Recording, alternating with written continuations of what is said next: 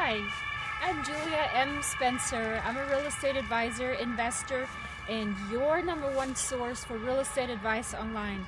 I'm in the beautiful city of Trier, Germany. This is the town where I grew up, and I'm not from here, but this is where I grew up. And I just am taking a morning walk here while everybody's still sleeping with jet lag.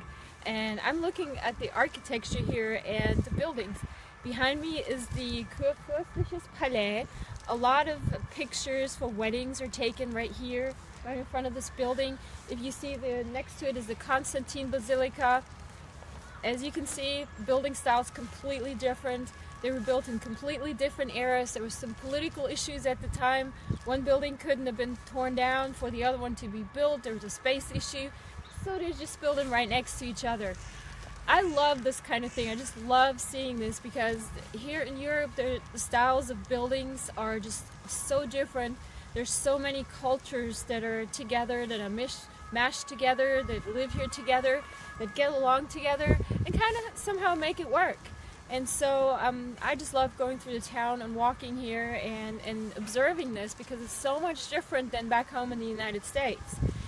One of the other things that I wanted to mention, though, is despite the fact that there seems to be a lot of freedom here and a lot of expression and building styles and how people get along, there's also a lot of bureaucracy here. It's a little bit different than back in the States. For example, as you know, if you've listened to my podcast, my shows, I'm a really big believer in tax sale foreclosure investing, basically buying properties for pennies on the dollar for people that haven't paid their taxes.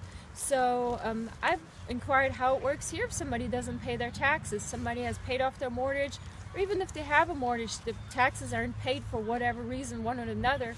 How does that work? Well, a lot of times what I was told is that even though you maybe are able to purchase a property just for pennies on the dollar here also for outstanding taxes, you're still responsible for all the other liens against the property, such as a mortgage. Now, when you listen to my shows and when you get my tax sale foreclosure product audiobook, which I have downloadable on my website today for you at juliamspencer.com, you will learn that there are states in the United States that also have that same rule.